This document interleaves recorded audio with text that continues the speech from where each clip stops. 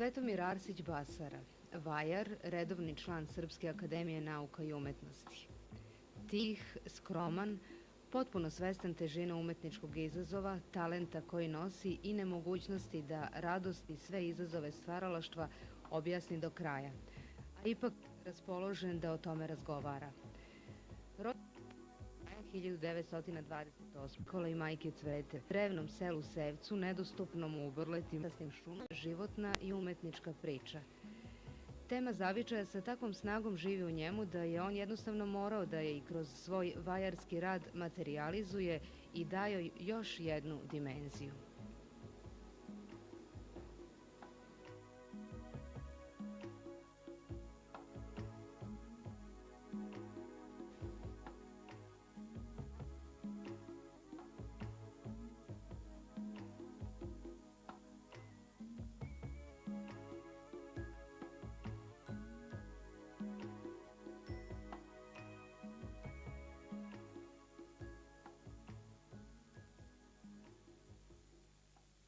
Vi, gospodine Basara, vrlo često pominjete reč zavičaj.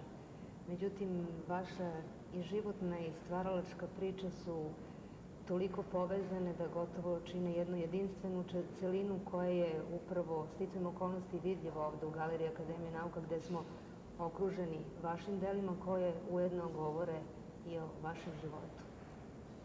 Da krenemo od zavičaja. Pričajte nam o zavičaju. Ja sam imao sreću da budem rođen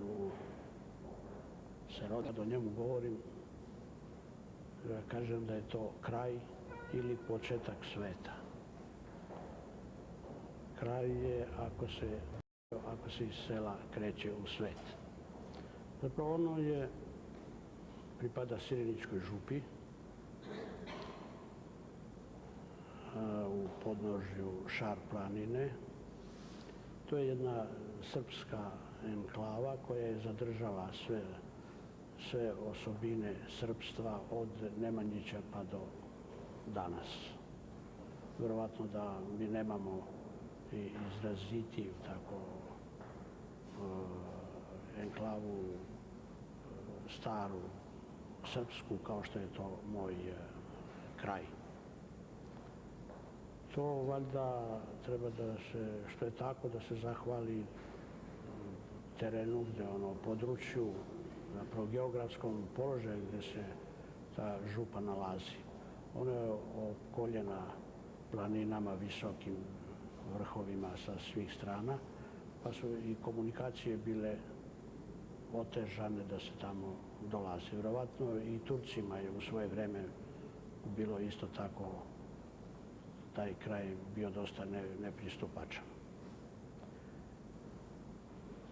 To moje selo, koga ja svakako, kao i svaki drugi, verovatno, neizmerno volim,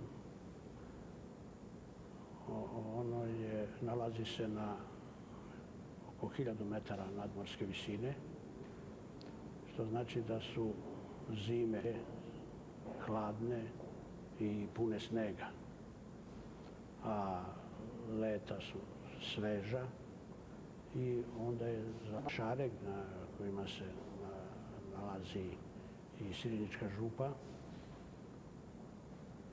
odlikuju se još i po tome što je mnogo izvora, mnogo vode, pa i to daje draž i lepotu celom tom kraju.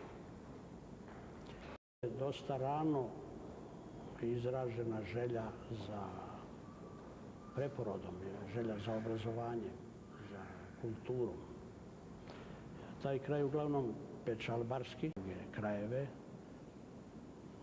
pre svega Ameriku, krajem prošlog i početkom ovog veka, a zatim i druge kulturne zemlje u Evropi, Francusku, Nemačku, gde su odlazili da u svest na njihovo obrazovanje, pa su onda rano počeli da podižu škole, da podižu crkve i taj kraj je još krajem prošlog veka sa 2 svete škole slave 100-godišnjice i više bilo izgrađeno lepih škola gdje se obrazovala, gdje su djeca učila, sticala pismenost. Učitelji su bili uglavnom sveštenici koji su završavali u to vrijeme u Prizrenu, mjesta gdje sam se rodio. Kad čitamo vašu biografiju, pronalazimo podatke koji su i dramatični i dirljivi. A s druge strane, kada ovako imamo prilike da se sretnemo sa vama, onda samo dobijemo potvrdu da upravo umetnost koju ste nam podarili nije bila slučajna. To je kako bi čovjek nekako tražio izvore zašto se opredeli za neki posao. Eto, kao što sam se ja opredelio za vajarstvo, onda verovatno to može da nađe u nekom onom Božjem daru, kako da kažem. Ono što neki kažu priroda, neki kažu Bog. Ja ipak smatram da je to pre Bog. Mislim da je i prirodu stvarao Bog. Pa onda i tu nadarenost pojedinim ljudima eto tako učini da je imaju. Mislim, kako mogu pojedini ljudi da se opredele za određene oblasti nauke ili umetnosti i da tu postižu određene rezultate. To jedino tako bi mogao da objasnim i svoje opredeljenje za vajarstvo. Rođen sam, rekao, u selu gdje se o vajarstvu skoro ništa i ne zna, naravna stvar, nije se znalo u to vreme. Sada već ima školovanih ljudi koji su završili studije, naravno, pa znaju šta je to u svakom slučaju, ali u to doba kad sam ja učio, zapravo polazio u školu, skoro malo je bilo oni koji su bili upućeni da znaju šta je to umetnost. Međutim, to je ono što nešto čovjeka samo po sebi na neki način opredeljuje i upućuje ga da krene tim putem. Prosto je to jedna fenomenalna pojava, kako da kažem, jedan fenomenalni da ne kažem slučaj. U stvari, kako bi se drugčije moglo da se objasni, da se teži nečemu što dovoljno nije čak ni jasno to čovjeku u jednom trenutku. Ja sam to kao kroz neku čisto intuiciju, kao ne znam kako bi objasnio. Bilo je i izvesnih ljudi koji su kod mene primetili dar, naklonost prema likovnoj umetnosti i onda su mi sugerisali da se za to opredelim. Jedna od ličnosti koja je imala srpskog jezika u Uroševcu, u nižim razredima gimnazije, Staka Stojanović, ona je ove izložbe. Naravno, kao Beograđanka koja je bila u prilici da se široko obrazuje, a došla da službuje u jednom malom mestu kao što je Uroševac, onda sve ono što je ona na neki način govorila za mene je bilo nepoznato, ali iz toga sam kasnije vidio da je u stvari da su te njene reči bile prave reči. Na primjer, ja sam nacrtao neke crteže, pa okačio u učionici, a ona vidjela i pita ko je to, pa kaže to je, a ovi kažu pa to je Arsić, ne znam. Onda ona meni kaže vi ste daroviti, vi treba, kaže, svakog dana po sat vremena da posvetite crtanju. Naravno, a onda na kraju, kad sam polagao malu maturu i bila je đačka izložba, to je pejzaž Uroševca, ulica, tamo vidi se crkva, džamija i tako dalje. Ona je to otkupila i rekla da možda više neće biti u prilici da gleda moje radove, negde možda gleda ta izložba koju bi ona eventualno posmatrala i gde bi bili zastupljeni moji radovi. Posle mnogo godina, pre 10 godina, ja sam se zainteresovao. Ona je posle otišla da službuje u Srbiju. I onda tu zapravo posle sam se interesovao po njenom tom devojačkom prezimenu. Naravno, tu sliku koju je od mene otkupila, sad vratila mi je. Eto sad želim da to nastavi. Vašim skulpturama i to sve deluje sasvim normalno, kao da jedino tako može da bude. A isto tako, gledajući vašu životnu priču, bilo i normalno to vaše prvo interesovanje i potreba da to drvo dodirnete i da počnete nešto sa njime da radite, jer je ono zbog posla vašeg oca inače bilo prisutno u kući. O tome ste čak nešto i pisali u svojim pripovetkama. Pa jeste. To sam opisao u pripovetci Korita, tako se ona zove. To je autobiografski jedan deo iz mog ranog detinjstva. Moj otac bio je pre svega pečalbar, živio dugo u Americi, negde oko 18 godina. Pa je došao kao dobrovoljac na Solunski front i onda posle toga kod njega se život potpuno izmenio, naravno posle dolaska, mislim u onom smislu da ne na bolje, nego na gore. On se u Americi dobro snašao, živeo je u Kaliforniji jedno 10 godina, a posle u Indianapolisu. U to vreme imao je svoju radnju u centru, vozio automobil i tako dalje. Međutim, ta želja da se stavi u službu otadžbine prevagla je kod njega i došao je da ratuje, naravno. Ali ta bivša, kako je zovemo, ta Jugoslavija, Kraljevina Jugoslavija, nije dosta razumevanja za te svoje sinove koji su svoje živote stavili, kako da kažem, na oltar domovine. I tako da je posle bio prinuđen da se bavi svakodnevnim poslovima, da izrađuje ta korita, mehove, da opravlja dotrajala vrata i pregrađuje i tako dalje. Mislim, poslovima sitnim, gde je malo koriste od svega toga bilo. I taj život je bio dosta težak i za njega i za nas u porodici. Ta pripovetka otprilike to u sebi sadrži, tu fabulu, to kako, u stvari ja sam sa ocem stalno bio u društvu. Meni je njegovo društvo bilo mnogo prijatno, drago. Voleo sam da posmatram to što on radi.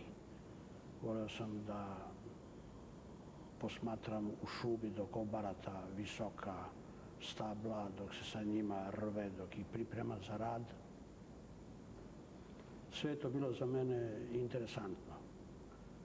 Izgleda da tu leži sva tajna što sam ja, eto sada, bio u prilici da se sa svim ovim ovde što se tu vidi, tim stablima, tim panjevima, uspešno.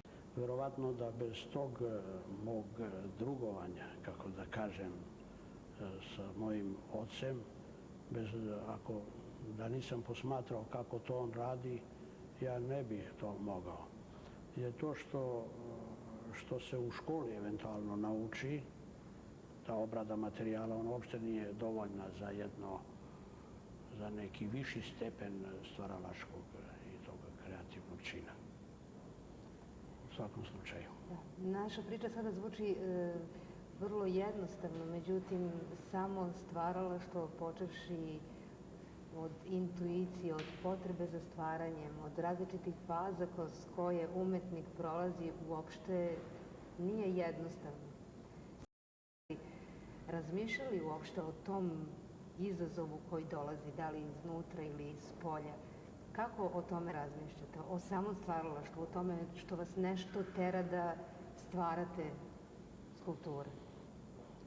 To je već malo duža i složenija priča. Mislim, o tome može i ukratko nešto da se kaže, ali taj proces sazrevanja, proces traženja svog izraza, proces savlađivanja svih tih problema je dosta složen i dosta težak. Prvo, naravno, ono što je osnovno u čoveku, to je jedna neograničena ljubav koju on u sebi nosi prema tom poslu i ona je u stvari to najveće sredstvo kojima se prevlađuju svi problemi i savlađuju zapravo. A onda od tih prvih nekih početaka, od prvih nekih savlađivanja problema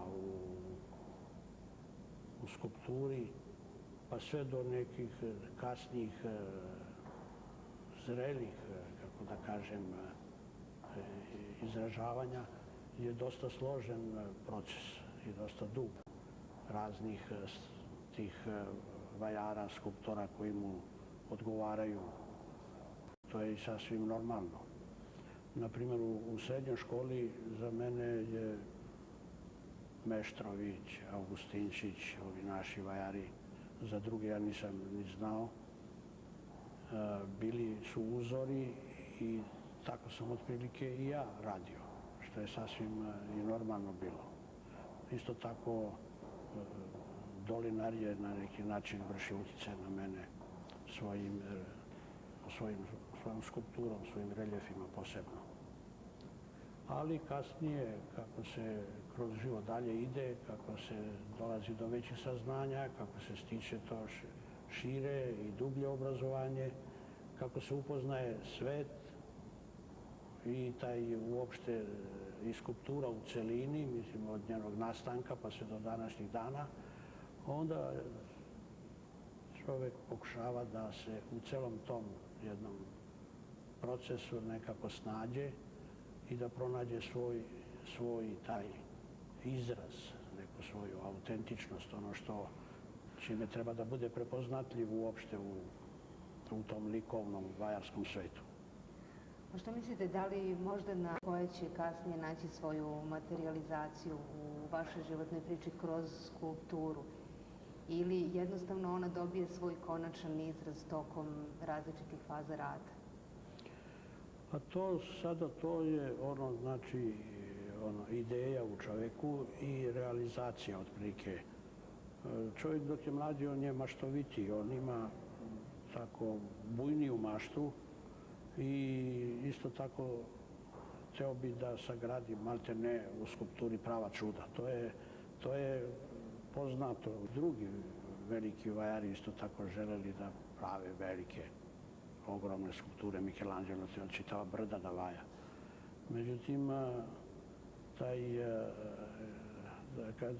taj susret sa materijalom i njegovim mogućnostima u stvari ograničava maštu. Onda se čovjek po onim uslovima koja su moguća, a skulpture jednostavno ostanu tamo u mašti gdje su se i začela. A proces realizacije skulpture, mislim, to već je nešto što opet, kao i kod svakog drugog stvaralačkog procesa i u literaturi ili bilo koji, u stvari je vrlo složen. Složen na taj način što se od ideje do realizacije treba da, što od ideje do realizacije treba da prođe put, da se savlada put savlađivanja baš u skulpturi, posebno savlađivanja materijala. I što on ima stvaralaštvo ima svoju zakonitost. Tako da kad se počne sa radom, realizacijom, onda u stvari ta zamisao koja je bila u svesti, u svakom slučaju nekad se realizuje takva kakva jeste, ali više puta se odstupa od te koncepcije zato što materijal traži svoja rješenja. I onda umetnik mora da se prilagođava kako to on zahteva. To je, mislim, to je dosta teško da se o tome priča pre svega i govorni procesi u samoj čovjekovoj svesti, mislim, gdje on prolazi kroz, ako bi tako moglo to da se kaže. To su doznati tamo dok oni to stvaraju. To je isti, kod mene je to isti taj slučaj, da, na primjer, neki problem koji me dugo me muči i ja sam u stalnom nekom potištenom stanju, naravno. To i niko i ne zna zašto je to tako, ali to ja znam. Verovatno onda sam i za okolinu dosta težak i dosta ovako, verovatno, opterećujem je tim svojim takvim nekim ponašanjem. Ali sve dok se taj proces savlađivanja tog problema ne završi, a ako se on uspešno savlada, onda nastane pravo jedno euforično raspoloženje gdje čovjek doživljava najveću radost u životu.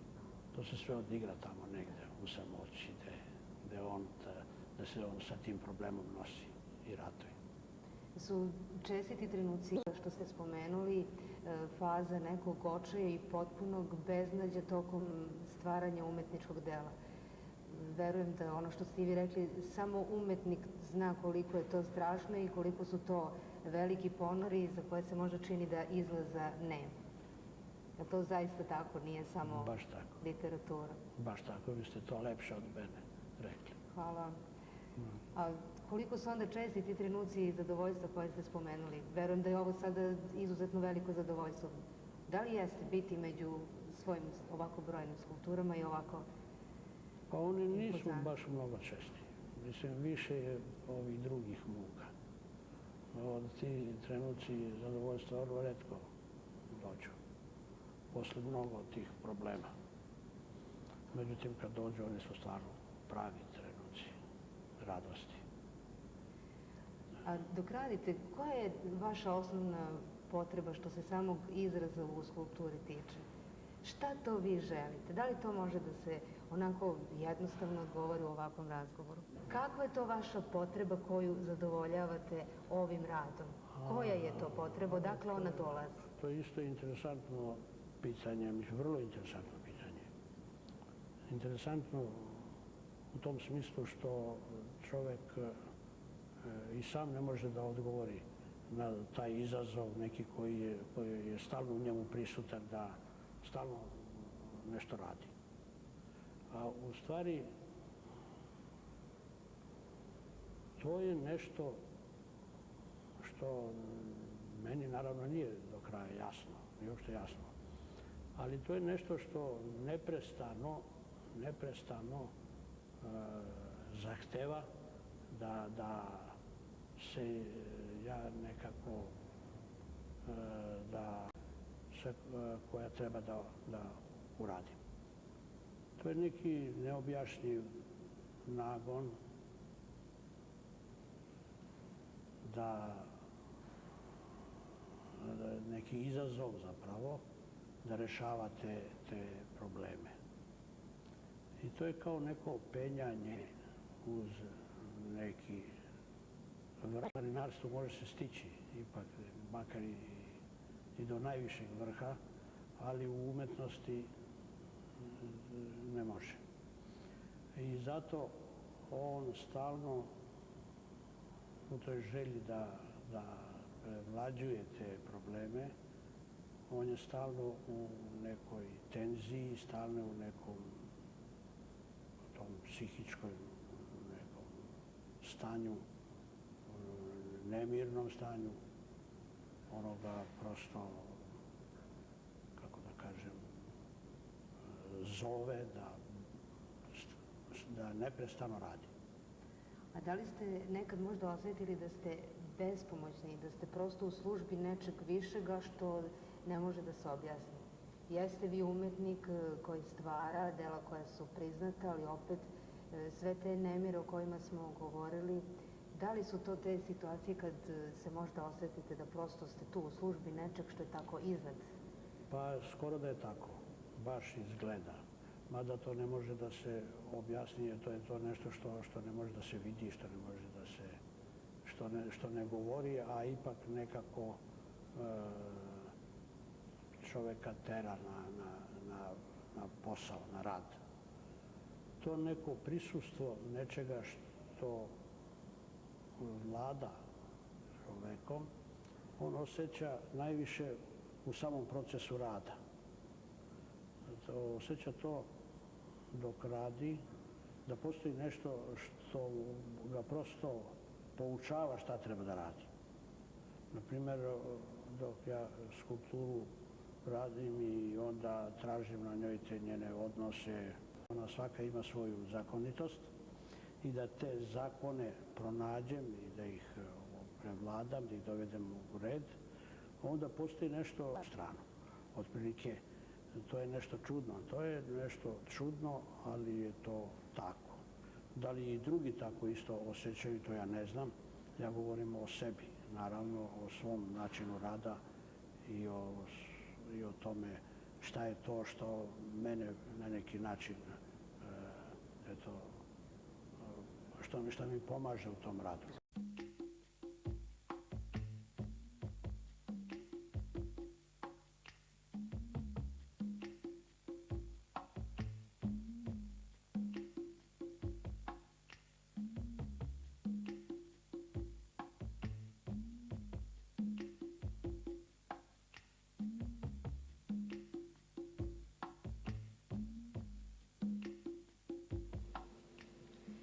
Svetomir Arsić Basara predstavio se i samoj likovnoj kritici svojstveno njegovoj ličnosti i temperamentu tek u punoj umetničkoj zrelosti, 2 decenije posle prve samostalne izložbe. Inače, izlagao je samostalno, a često učestvovao i na grupnim izložbama. Uradio je i nekoliko spomenika na Kosovu, u Landovici, na Brezovici, u Kačikolu kod Prištine i učestvovao na vajarskim simpozijumima u zemlji i inostranstvu.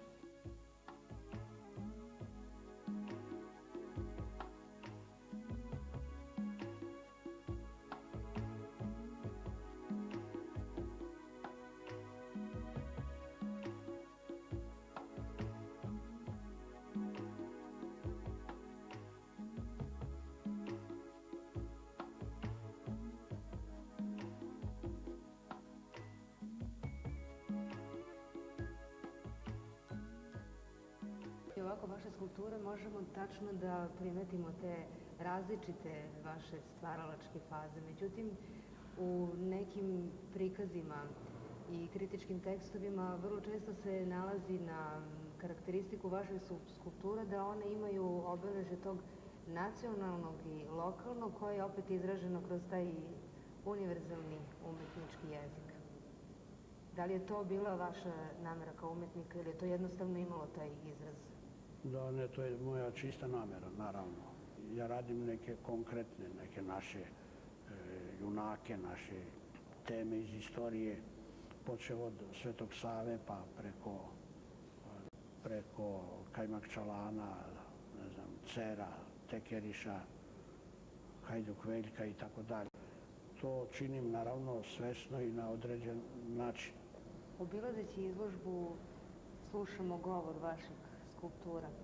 I ako govori istim jezikom, neki nam čak nude govor prošlosti i govor ranijih vekova. To je upravo ona tema koju smo dotakli malo pre, a to su oni istorijski momenti koje ste vi Pa da, tu je potencirana prošlost u svakom slučaju. U stvari, bez prošlosti nema budućnosti. To je tako jedna logičan sled stvari. Ja da bi progovorio o sadašnjosti moram da se vraćam u Nemanjića, nekada kada je naša država bila prava i moćna država na ovom tlu. A sada to je opet vezano za sve ovo što smo već o tome i govorili, što se događa na ovom tlu u savremenim prilikama. Ugrožen na neki način, na jedan nepravedan način, apsolutno nepravedan način. To je prosto neshvatljivo da osuđuje jedan narod, a drugome da dozvoljava da čini sve što želi. Međutim, ja te pobude tog sveta ne mogu razloge da nađem za tako nešto. To za mene ostaje neka čudna tajna. Zašto je taj svet prema nama takav? To je nešto što ovom prilikom ne bi moglo da se do kraja, mislim, niti ima vremena, niti da se o tome detaljno i iscrpno govori.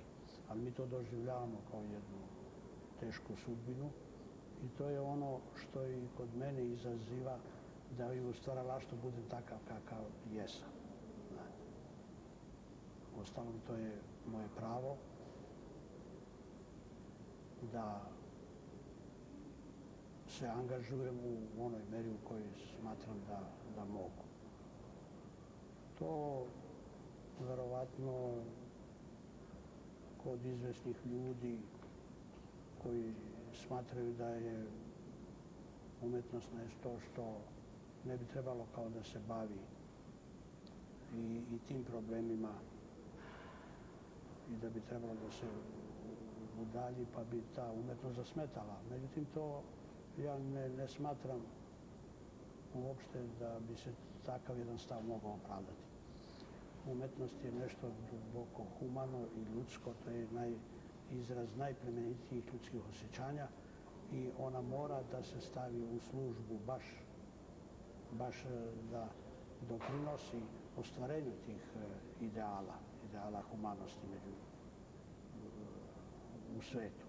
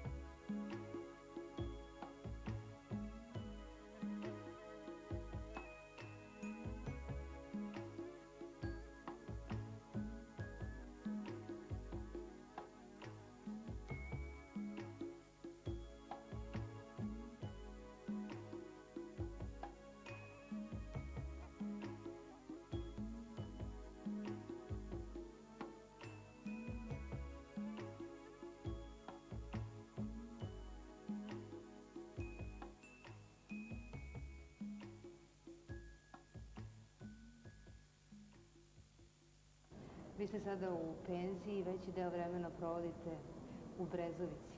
Kako izgledaju vaši dani najčešće? Pa ja sam u penziji, kamo sreće da nisam nikad ni radio, mislim, taj posao što sam radio, on je lep i zanimljiv, ali on oduzima vremena da se stvara. Mislim, a umetnik je jedan stvaralac koji uđe u duboke procese rada, onda je njemu jedan dan mali, malo mu je uopšte, malo mu vremena ostaje, pa bi hteo da pretvori dan u 3 dana, ako bi mogao. Vremenom se ti, kako da kažem, ti sadržaji namnože se inspiracije, prođe ono vreme kad on traga, kad luta za rešenjima, onda dolazi vreme kad treba samo da to realizuje, a za to treba mnogo vremena. Ja radim, uglavnom dan mi prođe u radu i rada, a to je da, mislim, taj neki biološki ritam koji treba da se uskladi sa tim psihofizičkim mogućnostima u procesu rada. Jer mora da ti intervali, pauze, odmora, jer meni trebalo dugo da shvatim da bez odmora nema rada. Zapravo mora čovjek da se dobro odmori da bi mogao dobro da... To je nadmorska visina skoro 1000 metara, vazduh razređen, čist, sve je u redu, pejzaž prekrasan.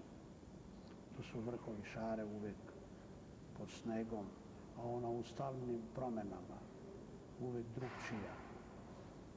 Što bi rekao Branko Miljković, uvek drugčija i nova. Mislim, to je ono što podstiče na rad i što neprestano i željom da stvara. Tako je to tamo.